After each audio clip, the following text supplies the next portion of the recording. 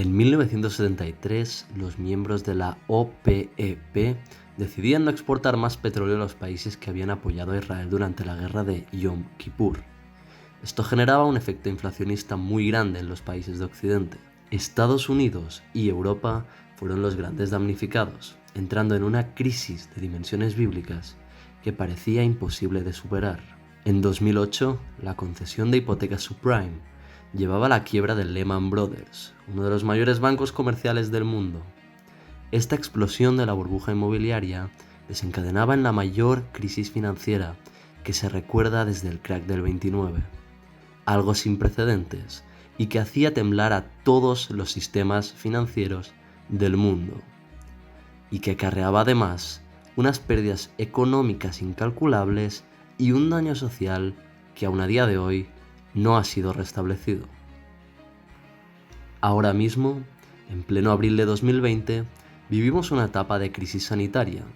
La irrupción del coronavirus ha saturado hospitales, se ha cobrado vidas y está a punto de ir un paso más allá, provocar el colapso del sistema económico. Todo esto pudiera parecer una exageración, pero vamos a dotar esta información de objetividad mediante los siguientes datos numéricos. Actualmente, algunas bolsas muy importantes se encuentran en mínimos históricos. Solo hace falta echar un vistazo al IBEX 35, el índice bursátil que agrupa las 35 empresas más importantes del territorio español, y ver que el valor está por debajo del mínimo de 2008. Otro dato muy destacable es que este mes ha sido el más volátil de la historia de los mercados financieros, generando una inestabilidad extremadamente grande que por el momento se ha visto reflejada en un incremento brutal de la tasa de paro. Yendo a la potencia mundial, nunca antes el gobierno de los Estados Unidos había anunciado usar esta herramienta de política monetaria llamada el Helicopter Money, es decir, la Federal Reserve se ha comprometido a regalar dinero, concretamente $1.000 a cada americano por el simple hecho de vivir en Estados Unidos, con el fin de paliar esta trampa de liquidez en la que se encuentra el país. Pero Estados Unidos no es el único país que está anunciando estas desorbitadas medidas. El Banco Central Europeo, por su parte, ha anunciado unas garantías de crédito que se elevan a 800.000 millones de euros, solo para el Estado alemán y francés. Aunque la inestabilidad económica para la mayoría de personas parece algo obvio, muchos son los líderes políticos que afirman que esto es algo temporal. Dicen que todos estos datos son fruto del confinamiento y la imposibilidad de seguir con la actividad económica, pero que en el preciso instante que la actividad se reanude, todo volverá a la normalidad. ¿Pero es esto realmente cierto?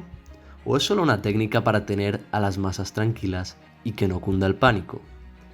Pues bien, cabe destacar que hay dos factores que no concuerdan para nada con esta versión que anuncian los líderes políticos de todo el mundo. Primeramente, hace más de 2 años que ya se preveía una crisis, mucho antes de que estallara el coronavirus en China, pues la ralentización económica de las grandes potencias europeas y de Estados Unidos ya nos decía que volvería a haber una crisis cíclica. No solo esto ha sido así, sino que además este brutal estallido del coronavirus ha dinamitado la economía por completo. El segundo factor clave será visible dentro de unos meses. Se trata de entender la repercusión que tendrán las medidas que hemos comentado anteriormente aplicadas por gobiernos e instituciones financieras. Todas las medidas que hemos comentado se engloban en un fin común: una inyección de liquidez en la economía. Si nos remitimos a la teoría cuantitativa del dinero, podemos entender que siempre y cuando la velocidad del dinero sea constante, cualquier incremento en la cantidad de dinero o masa monetaria, como por ejemplo inyección de liquidez, en primera instancia podrá ser absorbida con una mayor producción. Si por el contrario, esta producción no crece al mismo ritmo que la masa monetaria, entonces toda esta inyección de dinero se convertirá en un aumento generalizado de los precios, es decir, inflación. En el caso actual, la inyección de liquidez está siendo extremadamente elevada, mientras que la producción está totalmente paralizada por el confinamiento decretado por los líderes políticos. Aplicando pues la racionalidad detrás de esta fórmula, podemos ver que la inflación que se generará en unos meses será realmente extraordinaria. Aún en este punto, muchos son los líderes políticos que aseguran que esto no se llegará a producir, pues esta mayor liquidez aumentará el consumo de la gente y eso incentivará a las empresas a producir más.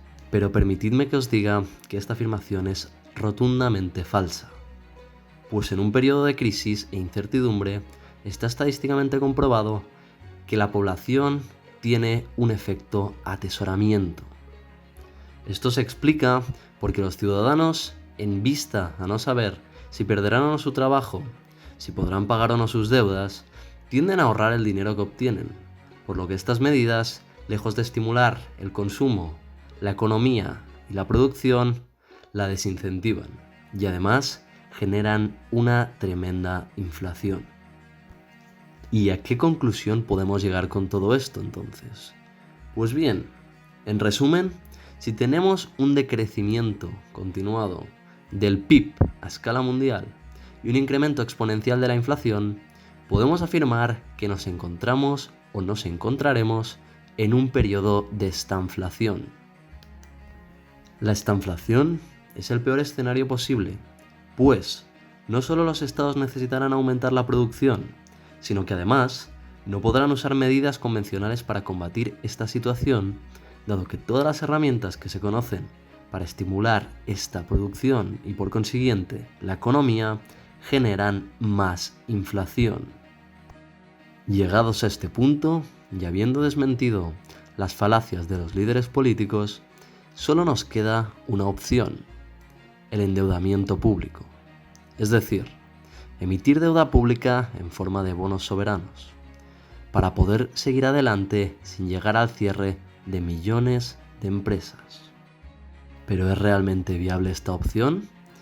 Vamos a analizar la situación actual para poder dar respuesta a esta pregunta. Número 1. Una emisión de deuda pública implica que debe existir un comprador de esta. ¿Pero quién será el comprador? Todos los estados están iguales, las empresas están cerrando y las familias ahorrando por el efecto atesoramiento, por lo que podemos afirmar que nadie, o prácticamente nadie, será el comprador de esta deuda. En segundo lugar, para hacer atractiva la deuda, debes aumentar la rentabilidad de esta, es decir, subir el tipo de interés. Eso implicaría desincentivar la inversión en el resto de los ámbitos de la economía y hacer impagable la deuda. El tercer y último argumento se basa en que la deuda pública de España supera el 100% del PIB actualmente. Es decir, el país debería estar trabajando un año entero sin tener ni un solo gasto para poder devolver toda la cantidad de deuda que tiene actualmente, lo cual es extremadamente inviable. Pero España no es el único. El apalancamiento americano es 2 veces superior al de España, acercándose así casi al 200%. La conclusión que sacamos de este punto es que los estados ya están suficientemente endeudados como para poder seguir emitiendo deuda, y aún más cuando la evolución de sus respectivas economías será negativa en el largo plazo. Para finalizar este vídeo, la conclusión que sacamos de todo esto es que estamos a punto de presenciar una crisis sin precedentes y que, si hay alguna mínima esperanza de que no colapse el sistema económico y que países como España no deban declararse en quiebra o suspensión de pagos, solo nos quedan 2 opciones. En primer lugar, la condonación de la deuda entre estados, con el fin de tener más margen para volver a endeudarse.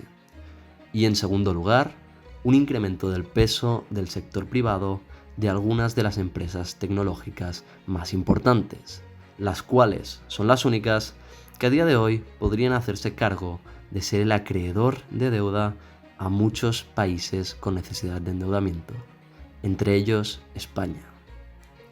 No olvides comentar cuál es tu punto de vista y recuerda, esta es solo mi opinión y la economía no es una ciencia exacta, así que siéntete libre de expresar la tuya. Un saludo.